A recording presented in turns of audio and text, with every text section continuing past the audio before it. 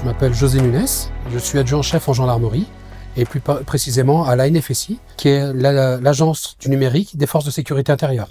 Alors l'ANFSI est assez jeune, elle a été créée en janvier 2024 et elle a pour mission de conduire des projets, développer des solutions, aussi bien pour le citoyen que pour les policiers et les gendarmes. C'est une agence vraiment dédiée au numérique pour les forces de sécurité intérieure et pour les citoyens. Depuis que vous existez, il y a eu un petit événement à Paris.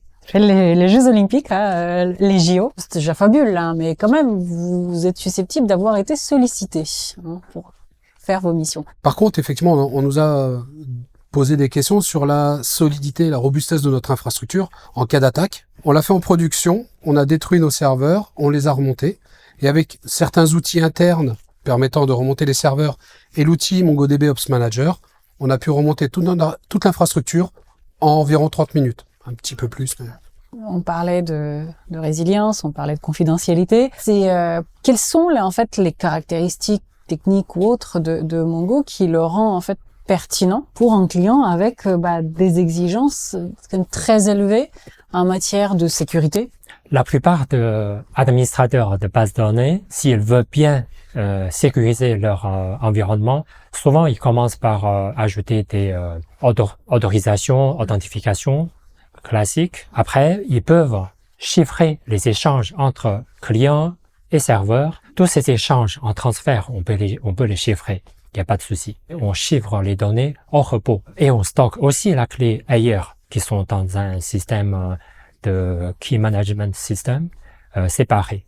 Et ça suffit pas, parce que il y a toujours un risque, c'est-à-dire certaines données très sensibles sont toujours en clair, en mémoire sur les serveurs de production dans les bases de données. Depuis MongoDB version 7, on a sorti la fonctionnalité, c'est deuxième génération de CSFLE, on l'appelle Queryable Encryption.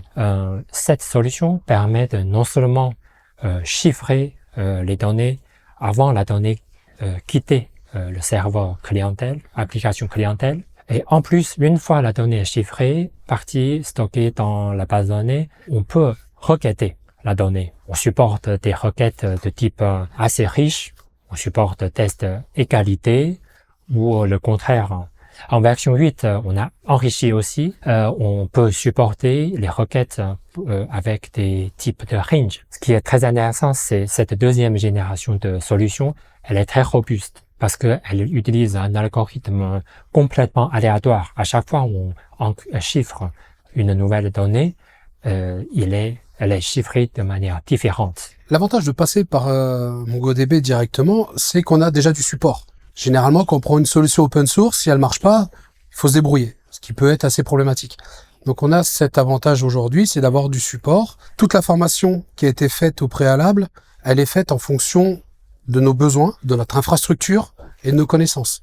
Nous, on fait toujours beaucoup d'open source. On prend ce qui existe, on vient le modifier. Mais si on veut quelque chose de sécurisé, de robuste et de maîtrisé, il n'y a pas de mystère. Il faut quand même passer à un moment donné par un éditeur.